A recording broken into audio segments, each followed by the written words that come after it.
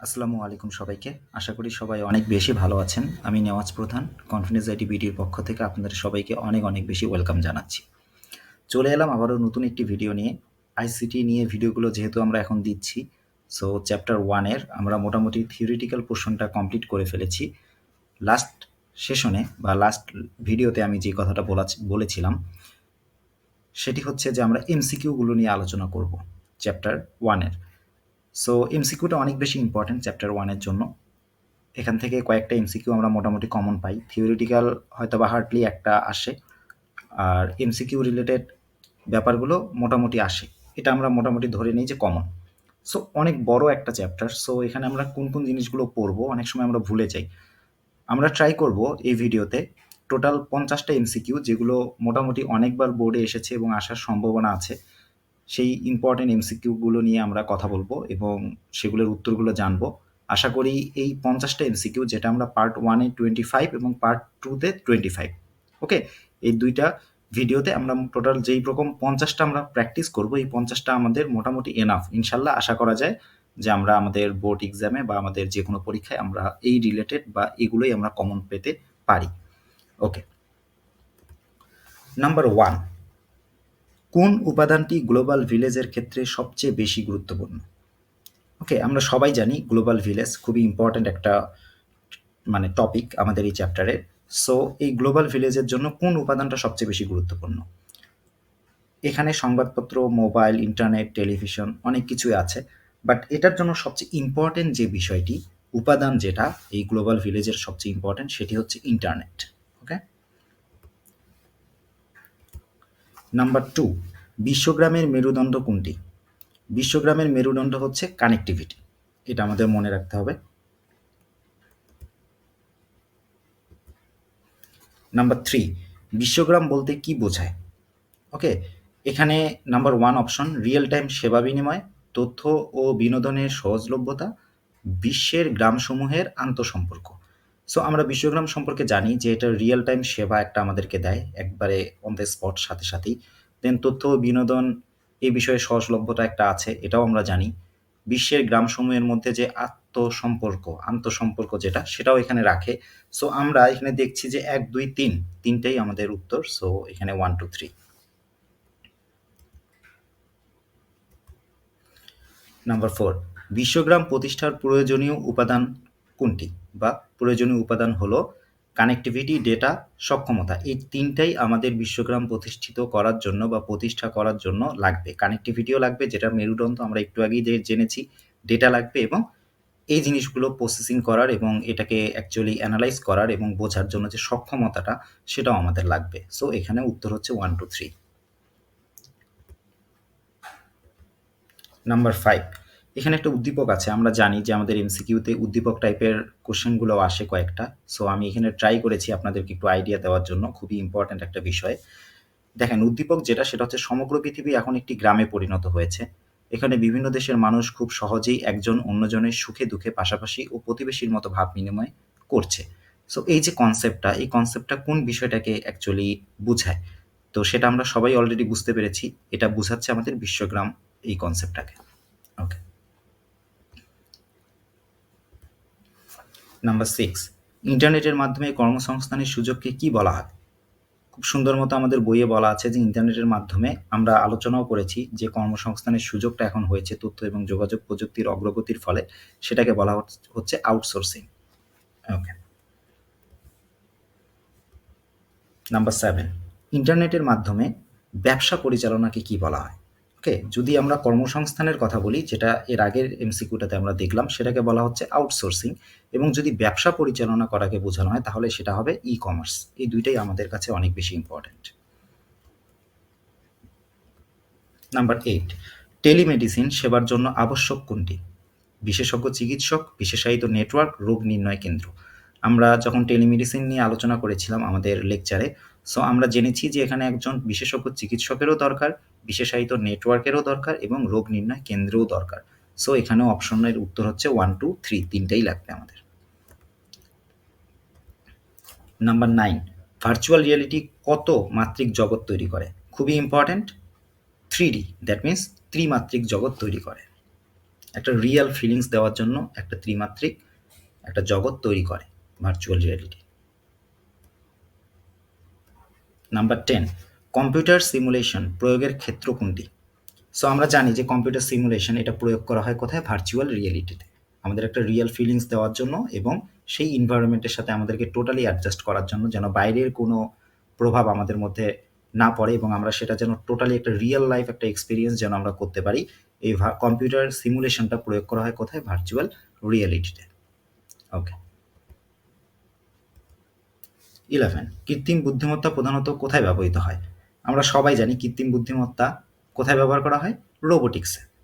ওকে, কারণ রোবোটিক্সকে যখন কৃত্রিম বুদ্ধিমত্তা ব্যবহার করা হবে তখন সেটা আমাদের বিভিন্ন কাজে লাগবে এবং আমরা আমাদের থিওরিটিক্যালেও পড়েছি, আমি আলোচনাও করেছি, সেটা হচ্ছে এই যে কৃত্রিম বুদ্ধিমত্তা যেটাকে আমরা আর্টিফিশিয়াল ইন্টেলিজেন্স বলছি, সেটা ব্যবহার করা হয় কোন ক্ষেত্রে? রোবোটিক্সে। ওকে, এটাও অনেক ইম্পর্ট্যান্ট একটা এমসিকিউ। নাম্বার 12, রোবোটিক্সের ক্ষেত্রে প্রযোজ্য কোনটি? ওকে, হার্ডওয়্যার, আর্টিফিশিয়াল ইন্টেলিজেন্স যেটা একটু আগে আমরা জানলাম, হার্ডওয়্যার তো লাগবেই, এবং নতুন গবেষণা পরিচালনা। কারণ এই জিনিসগুলো নিয়ে যদি গবেষণা পরিচালনা করা না হয় তাহলে সেটা কিন্তু আপ টু ডেট থাকবে না এবং সেটা কিন্তু ফলপ্রসূ হবে না এবং ইফেক্টিভ একটা রেজাল্টও কিন্তু দিতে পারবে না। সো এই জন্য আমাদের নতুন গবেষণা পরিচালনাও করতে হবে, আর্টিফিশিয়াল ইন্টেলিজেন্সও লাগবে এবং হার্ডওয়্যারও অবশ্যই লাগবে। সো 1 2 3 এখানেও তিনটাই হচ্ছে আমাদের উত্তর। 13, মানুষের চিন্তাভাবনাকে যন্ত্রের মাধ্যমে প্রকাশ করার প্রযুক্তি কোনটি? সো এটা আমরা অলরেডি সবাই বুঝতে পেরেছি, আই হোপ, সেটা হচ্ছে কৃত্রিম বুদ্ধিমত্তা। সো কৃত্রিম বুদ্ধিমত্তা কী করে? মানুষের যে চিন্তাভাবনা, এই চিন্তাভাবনাকে যন্ত্রের মাধ্যমে প্রকাশ করা, লাইক দ্যাট হিউম্যান নেচার যেটাকে আপনি বলি, বা হিউম্যান বিহেভিয়ার। সো এটা কোথায় প্রকাশ পাবে? রোবোটিক্সের মধ্যে প্রকাশ পেতে পারে, যেটা আমরা একটু আগে দেখলাম রোবোটিক্সে আর্টিফিশিয়াল ইন্টেলিজেন্স ব্যবহার করা হয়। ঠিক আছে, সো সেটাকেই বলা হচ্ছে কৃত্রিম বুদ্ধিমত্তা, যেটা মানুষের চিন্তাভাবনাকে যন্ত্রের মাধ্যমে রূপ দেওয়া। এখানে যন্ত্রটাই হচ্ছে রোবোটিক্স বলা হয়েছে, যে ক্ষেত্রটা নিয়ে আমরা একটু আগেই কথা বললাম। কানেক্টেড, অ্যাকচুয়ালি সব কিছুই কানেক্টেড, একটু ঘুরিয়ে পেঁচিয়ে আসবে, বাট আপনারা মেইন কনসেপ্টটা যদি বুঝেন তাহলে ইনশাল্লাহ যে কোনো এমসিকিউর উত্তর আপনারা দিতে পারবেন। আর তারপরেও আমরা যেগুলো নিয়ে আলোচনা করছি এগুলো তো মোস্ট ইম্পর্ট্যান্ট, একটু বুঝলেই আপনারা ইনশাল্লাহ ভালো করতে পারবেন। নাম্বার 14, কোনটি রোবটের ব্যবহার? ওকে, রোবটের ব্যবহার কোনটি? এখানে প্রথম যেটা, সেটা হচ্ছে জটিল সার্জারি চিকিৎসায়, ব্যক্তির শনাক্তকরণে। সো ব্যক্তির শনাক্তকরণে তো বায়োমেট্রিক্স, সেটা হবে না। নতুন জাতের বীজ উৎপাদন, সেটা তো হচ্ছে জেনেটিক ইঞ্জিনিয়ারিং, এটাও হবে না, যেটা আমরা আমাদের আগের লেকচারগুলোতে কভার করেছি। টেনিস বলের আকৃতি প্রদান, এটাও তো ন্যানো টেকনোলজির আন্ডারে একটা পড়ে, যেটা বলের স্থায়িত্বকালও বাড়িয়ে দেয়, আমরা আলোচনা করেছিলাম, তাই তো? সো তার মানে রোবটের ব্যবহারটা হচ্ছে জটিল সার্জারি চিকিৎসায়, ক্রায়ো সার্জারি, সেখানেও কিন্তু বিভিন্ন রকমের রোবট ব্যবহার করা হয় সূক্ষ্মভাবে করার জন্য। কোন পদ্ধতিতে অ্যাকচুয়েটর ব্যবহার করা হয়? এটা হচ্ছে রোবোটিক্সে। এখন অ্যাকচুয়েটরটার কাজ কি? এটা বুঝলেই আপনারা বুঝতে পারবেন যে এটা শুধুমাত্র রোবোটিক্সেই ব্যবহার করা যেতে পারে, বায়োমেট্রিক্সেও না, বায়োইনফরমেটিক্সেও না, এবং ন্যানো টেকনোলজিতেও না। অ্যাকচুয়েটরটা হচ্ছে, ধরেন আপনার একটা ডিভাইস, যেটা দিয়ে অন্য একটা ডিভাইসকে আপনি কন্ট্রোল করতে পারবেন। সো এই যে একটা ডিভাইস অন্য একটা ডিভাইসকে কন্ট্রোল করতে পারছে, এটা কোথায় করা হয়? এটা তো রোবোটিক্সেই করা হয়। সো অ্যাকচুয়েটর, এটার ব্যবহারটা হচ্ছে রোবোটিক্সে। 16, কাজের প্রয়োজনে রোবটকে কত ডিগ্রি কোণ পর্যন্ত ঘোরানো যায়? 360 ডিগ্রি। এটা আমরা সবাই জানি, আই হোপ, বাট যারা জানি না তারা একটু মনে রাখি। ঠিক আছে, যে পুরোপুরি 360 ডিগ্রি রোটেট করতে পারবেন, আপনি ঘোরাতে পারবেন। 17, কোনটি ক্রায়োসার্জারির সাথে সম্পর্কযুক্ত? ওকে, নাম্বার 1 অপশন ফাজি লজিক, বিশেষ ধরনের গ্লাভস, নেভিগেশন। নাম্বার 3 যেটা ছিল সেটা হচ্ছে নাইট্রোজেন। সো আমাদের উত্তর হচ্ছে নাইট্রোজেন, কারণ তরল নাইট্রোজেন ক্রায়োসার্জারিতে ব্যবহার করা হয়।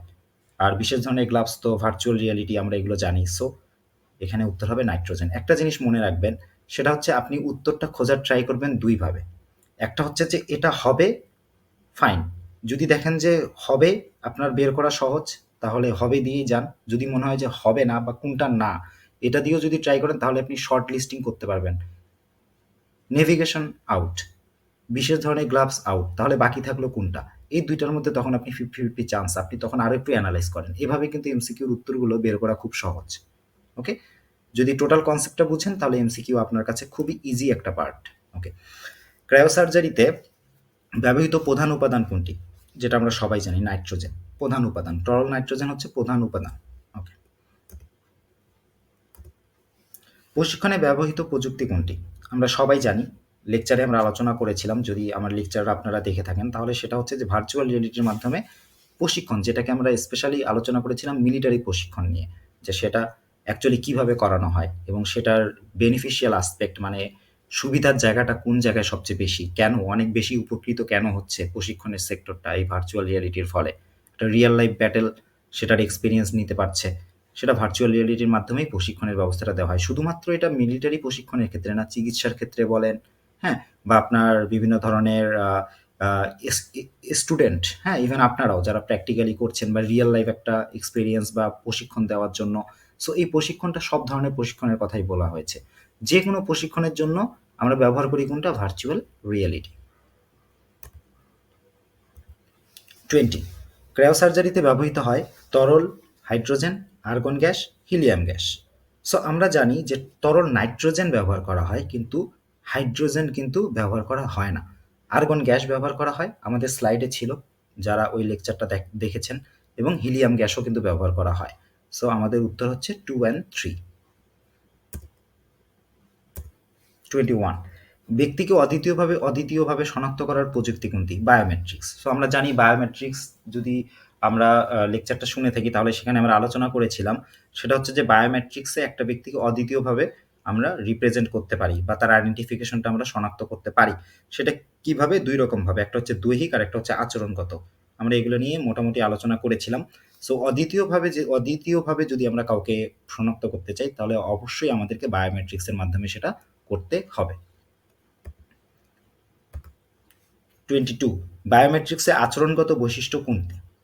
ডিএনএ আমরা জানি শারীরিক, রেটিনা স্ক্যান শারীরিক যেহেতু শরীরের সাথে কানেক্টেড, ফেস রিকগনিশন এটাও শারীরিক বা দৈহিক।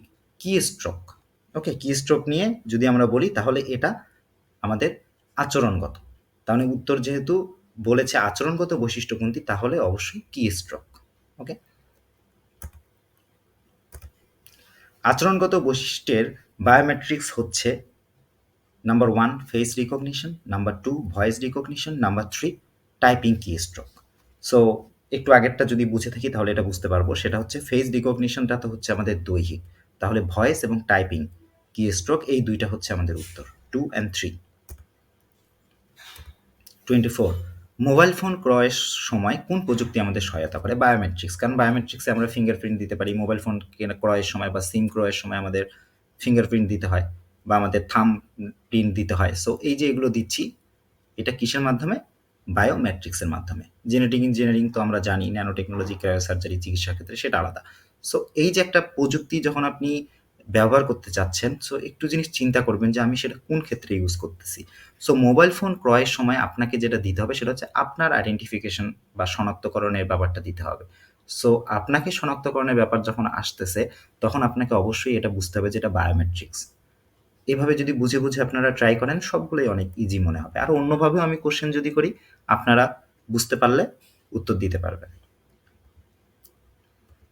25, বায়োমেট্রিক্স প্রযুক্তি ব্যবহৃত হতে পারে কোথায় ব্যবহৃত হতে পারে? জাতীয় পরিচয়পত্রে, পাসপোর্টে, জন্ম নিবন্ধনে।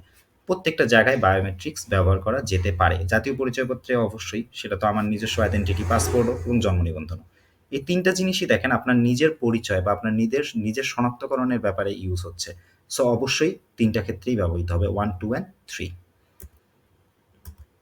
ওকে, থ্যাংক ইউ সো মাচ।